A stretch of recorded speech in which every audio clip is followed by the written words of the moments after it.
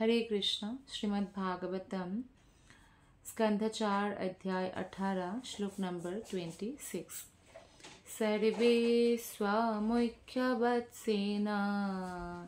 स्वे स्वे पात्रे पृथक्पयः सर्वकामादुघं पृथ्वीं दुदुः पृथुभावितम्। अनुवाद और तात्पर्य शिल प्रभुपाद के द्वारा। शिल प्रभुपाद की जय। पृथ्वी लोक ने सबों को अपना अपना भोजन प्रदान किया है। राजा पृथु के काल में पृथ्वी पूर्ण रूप से राजा के अधीन थी। अतः पृथ्वी के सभी वासी अपना अपना बछड़ा उत्पन्न करके तथा विभिन्न प्रकार के पात्रों में अपने विशिष्ट प्रकार के दूध को रखकर अपना भोजन प्राप्त कर सकें। तो पृथ्वी माता है और पृथ्वी माता ही जो है, पृथ्वी माता में उत्पन्न अनाज है। पृथ्वी माता की जो है थ्रू ही सभी लोगों ने जो उनको चाहिए था वो प्राप्त किया पृथु महाराज के शासन काल में। तो ये इसका प्रमाण है कि भगवान जो है हर एक को भोजन प्रदान करते हैं, जैसा कि वेदों में पुष्टि की गई है, एको बहुनाम यो विदधाति कामान। यद्यपि भगवान एक है किंतु पृथ्वी के द्वारा वो सबों की आवश्यकताओं को पूरा करता है। विभिन्न लोकों में भिन्न भिन्न प्रकार की जीवात्माएं हैं और वे अपने अपने लोकों से विभिन्न रूपों में अपने खाद्य सामग्री प्राप्त करती है। तो ये सब भगवान का अरेंजमेंट है। भले ही कोई सुर हो या असुर हो, देवता हो या राक्षस हो, मनुष्य हो या कोई भी प्राणी हो, भगवान सबका ही देखभाल करते हैं एक पिता की तरह। लेकिन हाँ, अगर कोई गलत करेंगे तो दंडित भी करते हैं। श्लोक नंबर 27।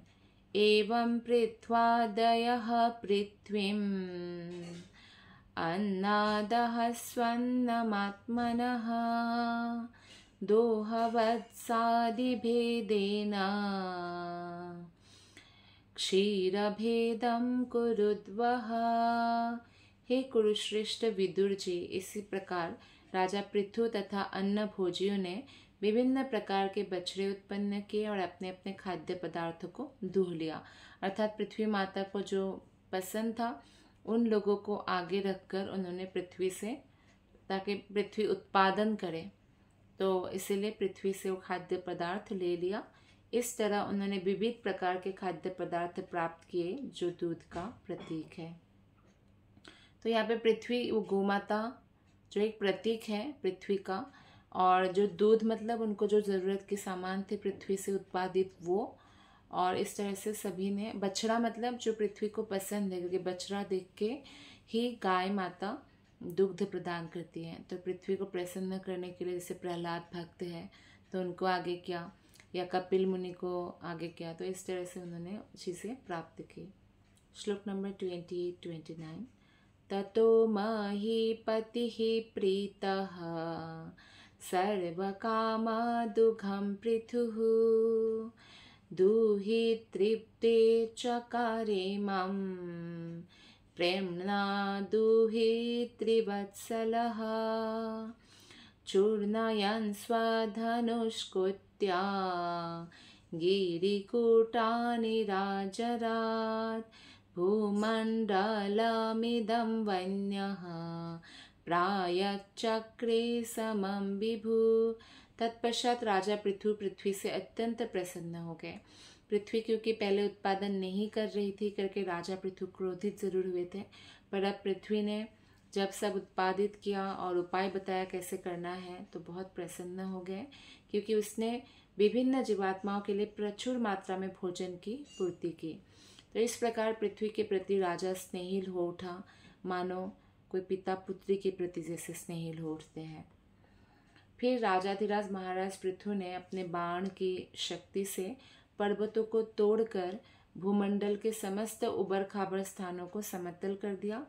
उनकी कृपा से भूमंडल की पूरी सतह प्राय सपाट हो गई। जनरली जब वज्र गिरता है, इंद्र वर्षा का देवता है, वज्र गिराकर वो पर्वतों को तोड़ते हैं और समतल बनाते हैं ताकि लोग उसमें खेती करके उससे पृथ्वी से उत्पादित कर सके अन्न। लेकिन पृथ्वी ने बताया था पृथु महाराज को कि आपको मेरे चंद जो पर्वत है, उबड़ खाबड़ जमीन है, उसको इक्वल करना पड़ेगा ताकि वो खेती योग्य हो सके। तो पृथु महाराज कोई साधारण मनुष्य तो थे नहीं, वो भगवान के अवतार थे। तो उन्होंने अपने बाण से पर्वतों को तोड़कर उसको समतल कर दिया। जैसे अर्जुन भी अपने बाणों से वर्षा भी कर सकते थे, आग भी बरसा सकते थे। तो बाणों से नदी की उसको भी रोका जा, बांध बनाया जा सकता है। तो पृथु महाराज ने इस तरह से वर्षा किया, इंद्र की प्रतीक्षा नहीं की और पर्वतों को स्वयं खंड खंड करके समतल बना दिया। श्लोक नंबर 30।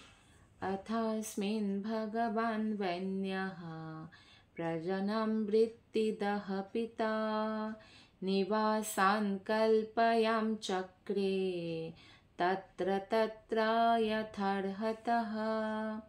राजा पृथु अपनी सारी प्रजा के लिए पिता तुल्य था। वो उन्हें उचित जीविका देने में प्रत्यक्ष रूप से व्यस्त था।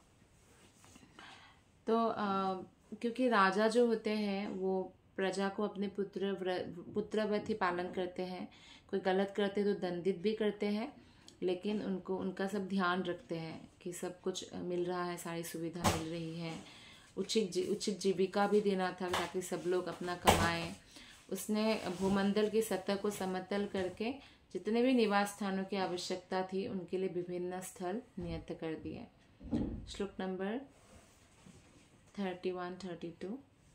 ग्रामान् पुरः पत्तनानि दुर्गाणि विविधानि च घोषान् व्रजान् शिबिरान् आकरान् खेतखर्वटान् प्राक्पृथोरिह नैवेशा पुरग्रामादिकल्पना यथा सुखं वसन्ति स्म तत्र तत्राकुतो भयः। अनुवाद। इस प्रकार राजा ने अनेक प्रकार के गांवों, बस्तियों, नगरों की स्थापना की और अनेक किले, ग्वालों की बस्तियां, पशुशालाएं, छावनियां, खाने, खेतीहर बस्तियां तथा पहाड़ी गांव बनवाए। तो राजा ने सब स्थापना किया पर्वतों को समतल बना के, क्योंकि प्रजा के पालन पोषण के लिए, प्रजा की सुविधा के लिए नगरों की स्थापना भी बहुत ज़रूरी है। तो इस तरह से अलग अलग प्रकार के व्यवस्था किया। राजा पृथु के शासन के पूर्व विभिन्न नगरों, ग्रामों, गोचरों इत्यादि की सुनियोजित व्यवस्था नहीं थी, इसलिए राजा ने उसको स्थापना किया। पहले सब कुछ तितर बितर था और हर व्यक्ति अपनी सुविधा के अनुसार अपना वास स्थान बनाता था। किंतु राजा पृथु के काल से नगरों और ग्रामों की योजनाएं बनने लगी और हम देखते हैं कि भारत में प्राचीन नगरों की सुव्यवस्थित योजना बहुत सुंदर पाया जाता है। जैसे कोई भी नगर बनाया जाए तो इसमें बहुत सारी सुविधाएं चाहिए, रास्ते से लेके या शॉपिंग कॉम्प्लेक्स जो आजकल होता है, जो सुविधाएं लोगों को चाहिए, या पार्किंग एक्सेट्रा। तो पहले श्रीमद् भागवतम में ऐसे प्राचीन नगरों के अनेक वर्णन आया है, जहाँ 5000 पूर्व श्री कृष्ण की राजधानी द्वारिका बहुत सुनियोजित नगरी थी। आखिरकार विश्वकर्मा ने बनाया था कृष्ण की इच्छा से। और इसी प्रकार मथुरा, हस्तिनापुर अब न्यू दिल्ली है, बहुत प्लान्ड सिटी था। इस प्रकार नगरों की जो योजना है कोई नया आधुनिक कल्पना नहीं है, प्राचीन युग में भी विद्यमान थी। इस प्रकार श्रीमद् भागवतम के चतुर्थ स्कंद के अंतर्गत पृथु महाराज द्वारा पृथ्वी का दोहन नामक 18वें अध्याय के भक्ति वेदांत तात्पर्य पूर्ण हुए। आप सबका बहुत बहुत धन्यवाद। हरे कृष्णा। ग्रंथराज श्रीमद् भागवतम की जय। श्रील प्रभुपाद की जय। गुरु महाराज की जय। अनंत कोटि वैष्णव वृंद की जय। हरे Krishna. All glories to Guru Maharaj, all glories to Guru Maharaj, all glories to Guru Maharaj.